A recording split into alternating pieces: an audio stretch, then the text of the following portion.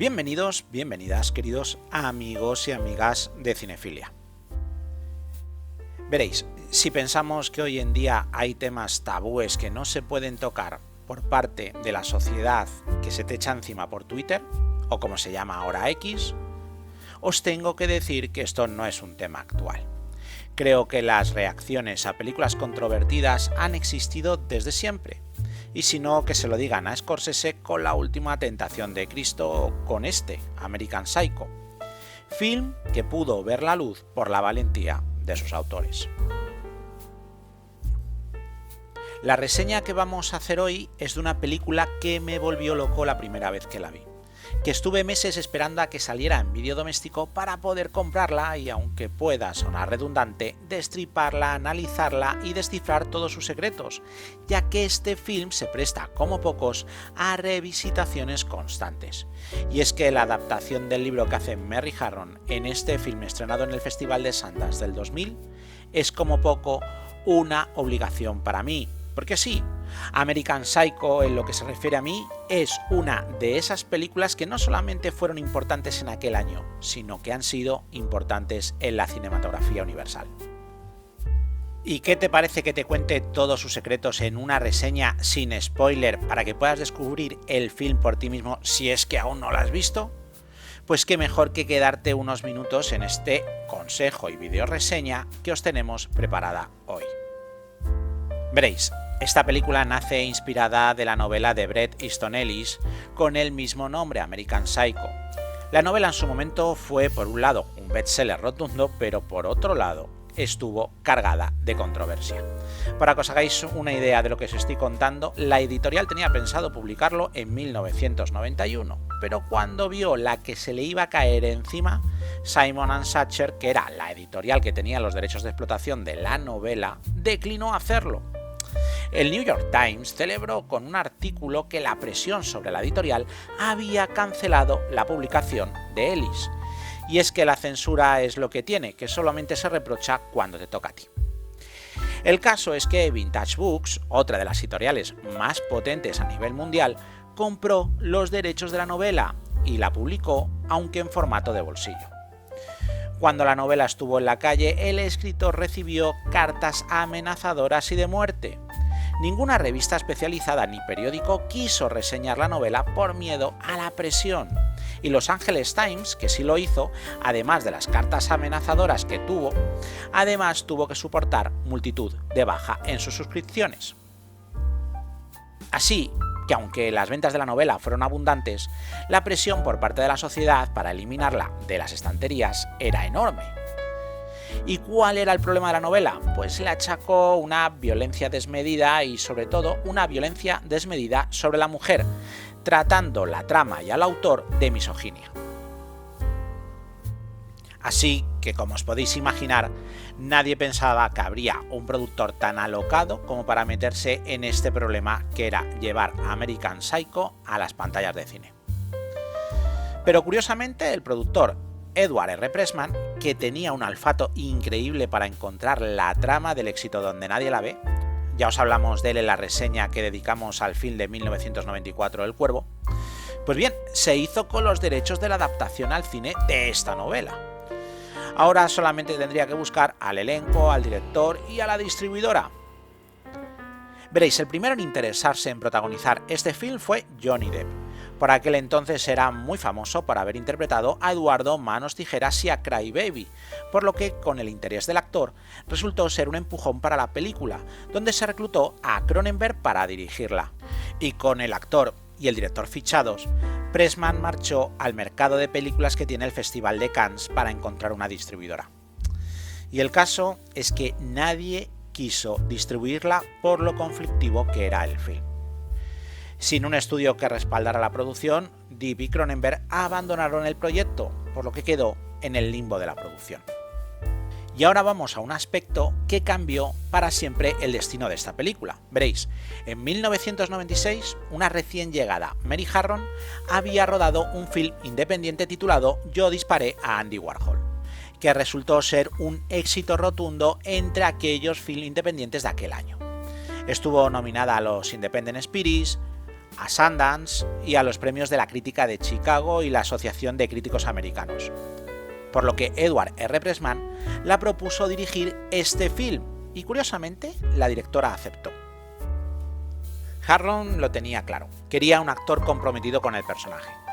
Sabía que no valían medias tintas, porque si no el film se caería como un castillo de naipes y escogió a Christian Bale.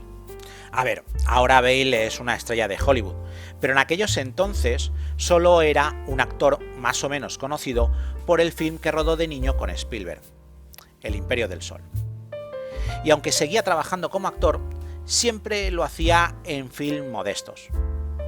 Quizá en Rebeldes del Swing y un papel menor en Retrato de una dama fueron sus papeles más relevantes hasta aquel momento. Con la búsqueda de un estudio que distribuyera y financiara la película, Edward R. Pressman llegó a un acuerdo con Lionsgate. Este estaba muy interesado en el film y estaba también muy de acuerdo con la directora, pero no así con Bale. El estudio exigió un rostro famoso para interpretar el controvertido personaje protagonista del film y propuso a varios actores, entre los que se encontraban Edward Norton y Leonardo DiCaprio, dos estrellas del momento. Norton acababa de terminar American History X y no quería meterse en otro papel controvertido, pero sin embargo DiCaprio sí que quiso embarcarse para cambiar el perfil de niño bueno que tenía de Titanic. Entrando en el proyecto, pero claro, Mary Harron no lo veía. Ella seguía apostando por Bale, así que la directora abandonó la producción. Con DiCaprio en la película, Lionsgate tuvo que elevar el presupuesto hasta los 40 millones de dólares. Y contrató como director a otra estrella del momento, que era Oliver Stone. Mientras tanto, Bale dejaba pasar contratos porque según él sabía que DiCaprio nunca haría de Patrick Bateman el controvertido asesino del libro. Y al final tuvo razón, veréis. Las visiones diferentes entre el director y el actor de cómo afrontar la película, y además el representante de DiCaprio que estaba luchando con todas sus fuerzas para que su representado abandonara el papel que podía dinamitar toda su trayectoria, al final llevó a que tanto DiCaprio como Stone abandonaran el film y Lionsgate llamó otra vez a Harron. Esta puso como imperativo para volver a la película que el protagonista fuera Christian Bale. Y la productora, que no le quería, hizo un movimiento que pensaba que iba a ser triunfal y que el actor no iba a aceptar. Veréis, de todos era conocido que iban a dar a DiCaprio 21 millones de dólares por su interpretación. Y la productora puso como tope salarial el mínimo que se paga a un actor en Estados Unidos, que eran 50.000 dólares. Ese salario casi insultante para cualquier actor con un mínimo de trayectoria era su baza para que Christian Bale abandonara. Pero curiosamente, el actor accedió a ser Patrick Bateman por ese irrisorio salario, empezando así la producción de American Psycho. Ahora, si me permiten un pequeño paréntesis, me gustaría recordaros que si no estáis suscritos al canal, lo hagáis. No solo porque nos ayudéis a crecer, sino también por ti, porque si te gusta saber cómo se hicieron las grandes películas del séptimo arte, entender las entrañas de las películas y las historias detrás de los grandes títulos del cine, pues qué mejor que darle al botón y a la campanita ahora mismo y así no te vas a perder nunca ninguna de las reseñas que subimos al canal. Pues bien, volviendo a la producción del film. Harron tomó la historia del libro y todas las adaptaciones que se hicieron para los diferentes directores que pasaron por él, y empezó a crear su historia. Pero veía que necesitaba la visión de alguien alejado del terror y para ello contó con la actriz y guionista Genevieve Turner, con la que ya había trabajado en un tratamiento anterior de un guión que a la postre sería otro film, el biográfico Notorious Bad-Page. El caso es que ambas empezaron a crear una historia del yuppie asesino. Y ahora os vamos a contar un poco de la trama de esta película para luego hablar más de esta obra y de su rodaje. Veréis, Patrick Bateman es un joven de 27 años que lo ha tenido todo en la vida. Un padre influyente que le ha pagado las mejores universidades y le ha colocado a trabajar en Wall Street. La época en la que se marca la trama es la de una América marcada por el éxito profesional, los años 80. Allí el personaje más influyente era un joven Donald Trump, que era un ejemplo de persona exitosa en los negocios. Bateman es un agente de ventas ultra competitivo. Sus amigos y compañeros de trabajo luchan por ver quién consigue pues, las mejores mesas en los restaurantes, quién tiene la mejor novia y sobre todo quién tiene la mejor tarjeta de visita. Esta competición junto con las drogas nos muestra una persona que aparentemente es ideal por fuera, pero que está rota por dentro. Algo no funciona en su cabeza y el desprecio que tiene a los que considera seres inferiores le lleva directamente al asesinato. Asesina a mendigos, a prostitutas y a mujeres conocidas con las que mantiene una relación sexual para al final acabar en una brutal tortura. Y hasta aquí te voy a contar, el resto de la película tienes que verla tú. No voy a decir que es una delicia, pero sí que es realmente sorprendente. Y ahora, si os parece bien, me gustaría hacer unas puntualizaciones personales sobre la trama. Veréis, a esta película me cuesta mucho considerarla terror, y es que no es una obra terrorífica o gore. Aunque sí que está cargada de violencia el film, al final es una parodia de un tiempo que es los Estados Unidos de los años 80, en el que todo el mundo quería ser exitoso dejando los principios y valores a un lado. Un tiempo en el que la fama y la popularidad se conseguía a base de ceros en la cuenta corriente, no importando cómo se conseguían. Por lo que hoy en día este film es quizá un buen retrato descarnado de nuestra sociedad actual. Uno de los momentos míticos del film no es cuando mata a nadie, sino cuando se representa un duelo de tarjetas de visita. Nosotros solamente vemos una tarjeta blanca, pero ellos ven con estupor cómo cada uno tiene diferentes matices, diferentes texturas y tonos que hacen que una sea un poquito mejor que la otra. Y esto a nosotros nos puede parecer extraño, pero para ellos en aquel momento era crucial. Así que te tengo que decir que si no eres un fanático del terror, incluso te alejas de este tipo de películas, puedes estar tranquilo porque realmente no va de eso. Sí que es cierto que hay asesinatos, pues sí, hay violencia y sangre, también, pero dista mucho de dar terror o asco. A veces simplemente son actos patéticos. Eso sí, a Christian Bale lo vas a odiar de por vida, eso te lo aseguro. Pues volviendo a la producción, Harron tuvo que sufrir la presión de la sociedad del momento. De hecho, tuvieron que modificar las citas de rodaje para que los actores y técnicos no sufrieran agresiones camino al rodaje. Pero al final la película pudo ser estrenada en el Festival de Sundance del año 2000. Esto no fue por azar. Veréis, un estreno oficial en Sundance, donde se tenía una tolerancia mayor con las películas controvertidas, como era el caso, le daba una opción de que se hablara de la obra en sí y no de todo lo que la rodeaba. Y es que el Festival de Utah, auspiciado por Robert Redford, se ha alzado con el tiempo como uno de los festivales más libres de la industria norteamericana. Al final la película resultó ser un éxito rotundo. Y un éxito también para todos los participantes, pero curiosamente el mejor parado fue Christian Bale. A pesar de los $50.000 que le pagaron, su figura se alzó como el gran actor que era, sorprendiendo a propios y extraños con su caracterización.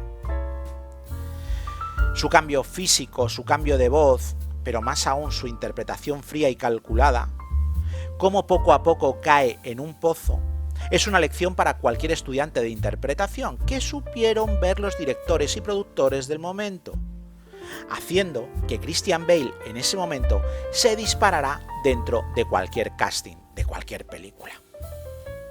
Y curiosamente, ese trabajo actoral que le abrió las puertas a las grandes producciones era justo con el que decían que le iba a arruinar su carrera.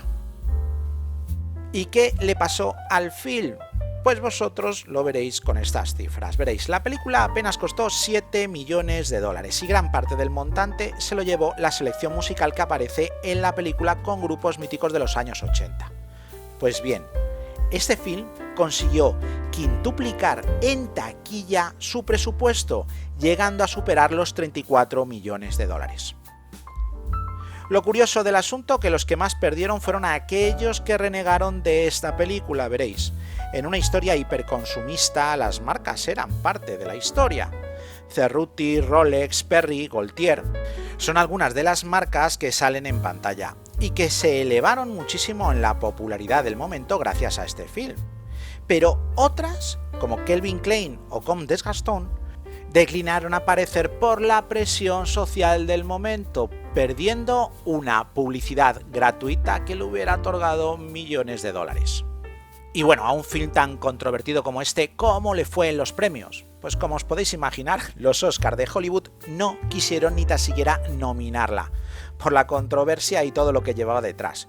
Y solamente en festivales de géneros como Sitges encontró cabida. Aún así se convirtió en uno de los films más alquilados y vistos del momento. Una joya de película que, aunque para el público adulto es una de esas películas referentes del año 2000 y una de esas películas más interesantes del género, hay que decir que los jóvenes apenas la conocen. Así que esta reseña busca empujarles a que la vean, siempre y cuando toleren bien la violencia en pantalla.